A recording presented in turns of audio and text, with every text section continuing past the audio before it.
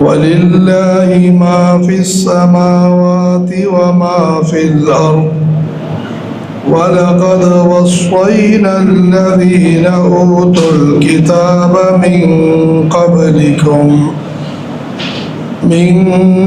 قبلكم وإياكم أن اتقوا الله وإن تكفروا فإن لله ما في السماوات وما في الأرض وكان الله غنيا حميدا ولله ما في السماوات وما في الأرض وكفى بالله وكيلا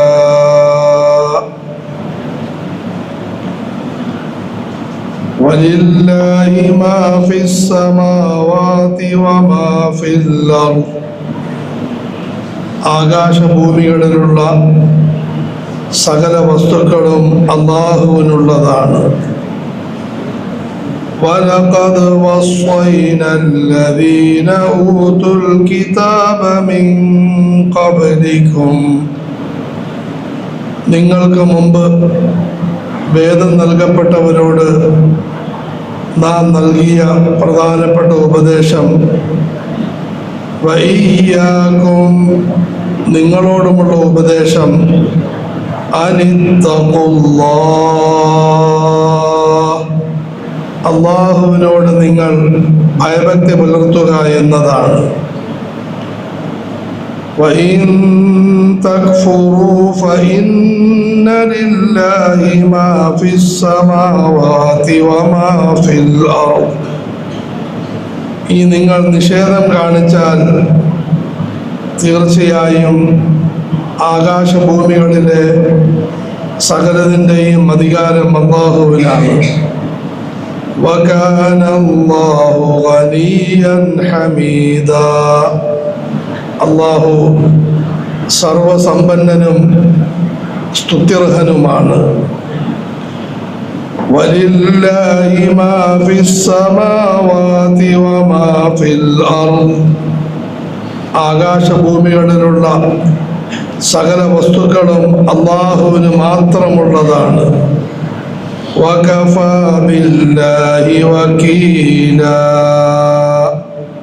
കാര്യങ്ങൾ ഏൽപ്പിക്കപ്പെടുന്നവനായി അല്ലാഹു തന്നെ മതിയായവനാണ്. സൂറത്തുൻ നിസാഇന്റെ പ്രധാന ഉപദേശങ്ങൾ കഴിഞ്ഞ ആയത്തോടെ അവസാനിച്ചു. ഇനി ഇതിൻ്റെ അനുബന്ധമായ നിലയിൽ ഏതാനും ഉപദേശങ്ങളും ഉണർത്തലുകളും വരാനിരിക്കുന്നു. ഈ സന്ദർഭത്തിൽ ദാസന്മാർക്കുണ്ടാകുന്ന ഒരു സംശയത്തെ ദൂരീകരിക്കാനും സത്യവിശ്വാസത്തിൻ്റെയും സൽക്കർമ്മങ്ങളുടെയും ഉന്നത ഗുണങ്ങൾ ഉണ്ടാക്കിയെടുക്കാനും അല്ലാഹു ചില ഉപദേശങ്ങളും ഉണർത്തലുകളും ഇടയ്ക്ക് നടത്തുന്നു. സംശയം ഇതാണ്, ഈ കാര്യങ്ങളെല്ലാം പാലിച്ചാൽ ഞാനങ്ങ് പ്രയാസത്തിലായി പോകുമല്ലോ,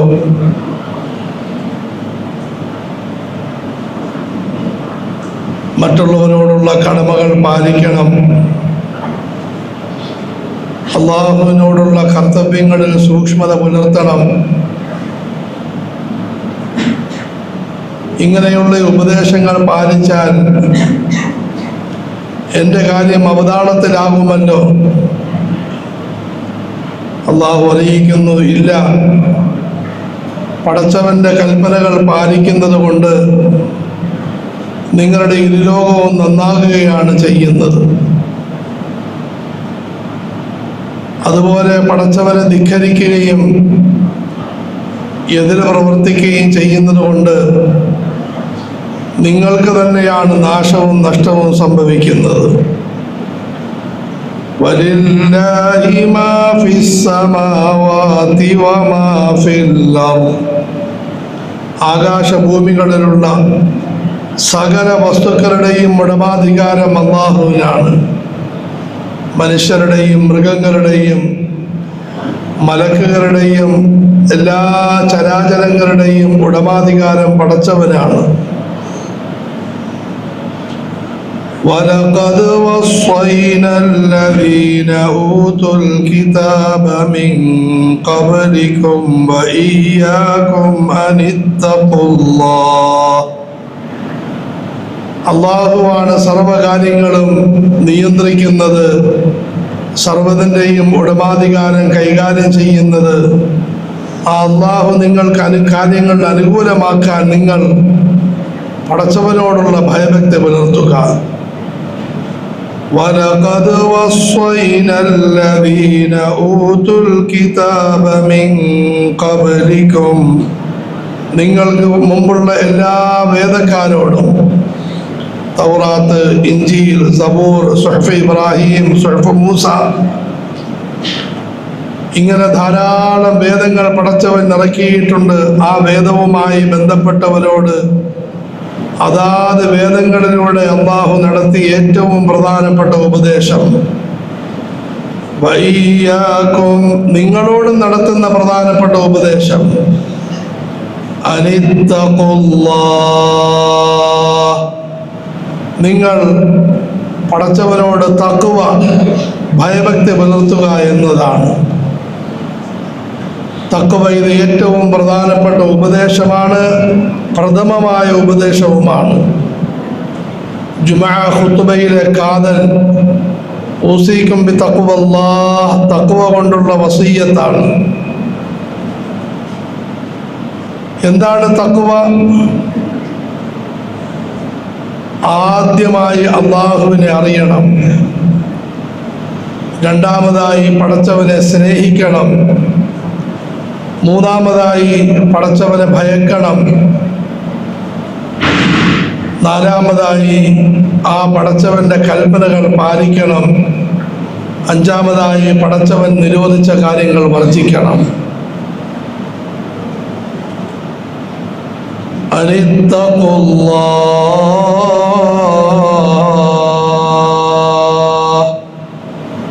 തഖ്വയെ പറ്റി വലിയൊരു തെറ്റിദ്ധാരണയുണ്ട്. ഒരാൾ നമസ്കരിക്കുന്നു, അയാൾ വലിയ മുത്തഖിയാണ്.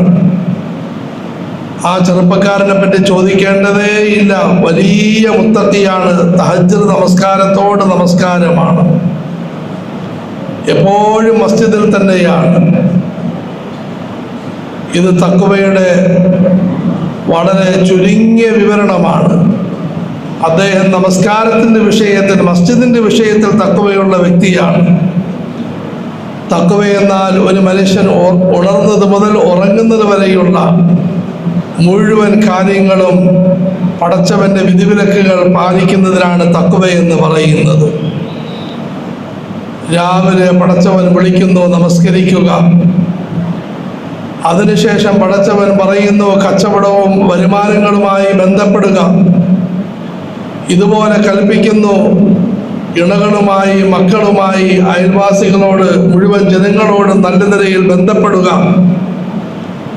ഇങ്ങനെ ജീവിതത്തിൻ്റെ ഓരോ നിമിഷങ്ങളും, എന്തിനേറെ സ്നേഹങ്ങളും ദേഷ്യങ്ങളും പോലും പടച്ചവനെ അനുസരിച്ചു കൊണ്ടുള്ളതാകുക എന്നുള്ളതാണ് തഖ്വയുടെ ഉദ്ദേശം.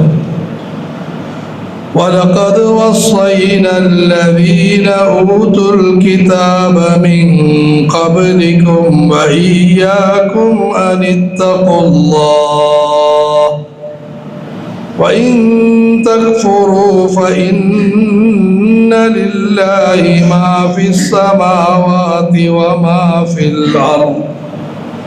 ഇനി ഇത് നിങ്ങൾക്ക് പാലിക്കാൻ മനസ്സില്ല, നിങ്ങൾ നിഷേധത്തിൻ്റെയും നന്ദികേടിൻ്റെയും മാർഗം സ്വീകരിക്കുകയാണെങ്കിൽ അറിയണം, ആകാശഭൂമികളിലുള്ള സകല വസ്തുക്കളുടെയും ഉടമാധികാരം അല്ലാഹുവിനാണ്.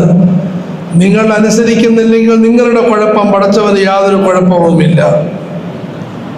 വകാന അല്ലാഹു ഗനിയ്യൻ ഹമീദ. ഖുർആനിന്റെ മറ്റു ഭാഗത്ത് ആവർത്തിച്ച് പറയുന്നു, സബ്ബഹ ലില്ലാഹി മാ ഫിസ് സമാവാതി വമാ ഫിൽ അർദ്. ആകാശഭൂമികളിലുള്ള സകല ചരാചരങ്ങളും പടച്ചവന്റെ പരിശുദ്ധിയെ പ്രകീർത്തിക്കുന്നു. വലില്ലാഹി യസ്ജുദു മാ ഫിസ് സമാവാതി വമാ ഫിൽ അർദ്. ആകാശഭൂമികളിലുള്ള സകല വസ്തുക്കളും പടച്ചവനെ ഏകപക്ഷീയമായി അനുസരിക്കുന്നു, ആരാധിക്കുന്നു. അതുകൊണ്ട് നിങ്ങൾ നിഷേധിക്കുകയാണെങ്കിൽ പടച്ചവന് യാതൊരു കുഴപ്പവുമില്ല, അതിന്റെ നഷ്ടം നിങ്ങൾക്കാണ്.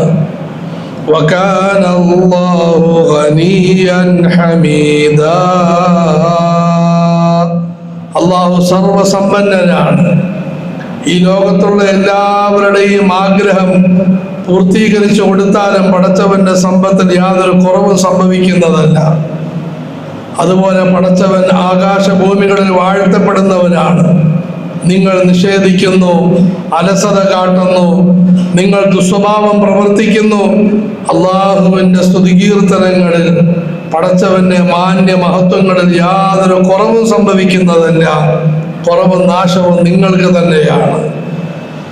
വലില്ലാഹി മാ ഫിസ് സമാവാതി വമാ ഫിൽ അർദി വകഫാ ബില്ലാഹി വകീലാ. വീണ്ടും പറയുന്നു. എത്ര പ്രാവശ്യമാണ് ഈ ഭാഗത്ത് ആവർത്തിച്ച് പറയുന്നത്? വലില്ലാഹി മാ ഫിസ് സമാവാതി വമാ ഫിൽ അർദ്. ആകാശഭൂമികളിലുള്ള സകല വസ്തുക്കളുടെയും ഉടമാധികാരം അല്ലാഹുവിനാണ്. സകലതിനെയും പടച്ചതും പരിപാലിക്കുന്നതും അല്ലാഹു തന്നെയാണ്. എല്ലാ വസ്തുക്കളും പടച്ചവന്റെ എളിയ അടിമകളാണ്. മുൽക്കൻ വഖൽഖൻ വഅബീദൻ. എല്ലാ വസ്തുക്കളുടെയും ഉടമാധികാരം അല്ലാഹുവിനാണ്. എല്ലാ വസ്തുക്കളുടെയും പരിപാലനം പടച്ചവനാണ്. എല്ലാ വസ്തുക്കളുടെയും ആരാധനകൾക്ക് അർഹൻ അല്ലാഹുവാണ്. വലില്ലാഹി മാ ഫിസ് സമാവാതി വമാ ഫിൽ അർദി വകഫാ ബില്ലാഹി വകീലാ. ഭരമേൽപ്പിക്കപ്പെടാൻ, കാര്യങ്ങൾ ചോദിക്കപ്പെടാൻ അർഹൻ അല്ലാഹു തന്നെയാണ്. അല്ലാഹു തന്നെ അതിന് മതിയായവനാണ്. അതുകൊണ്ട് നിങ്ങളുടെ ദുനിയാവിന്റെ കാര്യങ്ങളും പടച്ചവനെ ഏൽപ്പിക്കും, ദീനിന്റെ കാര്യങ്ങളും പടച്ചവനെ ഏൽപ്പിക്കും. നിങ്ങളുടെ ചെറിയ കാര്യങ്ങളും പടച്ചവനിലേക്ക് നിങ്ങൾ പ്രതീക്ഷ അർപ്പിക്കും. നിങ്ങളുടെ വലിയ കാര്യങ്ങളിലേക്ക് നിങ്ങൾ പടച്ചവനോട് ചോദിക്കും. വലില്ലാഹി മാ ഫിസ് സമാവാതി വമാ ഫിൽ അർദി വകഫാ ബില്ലാഹി വകീലാ. ആകാശഭൂമികളിലുള്ള സകല വസ്തുക്കളുടെയും ഉടമസ്ഥനും ആരാധ്യനും സ്രഷ്ടാവും പരിപാലകനുമായ പടച്ചവനിലേക്ക് നിങ്ങൾ തിരിയുക.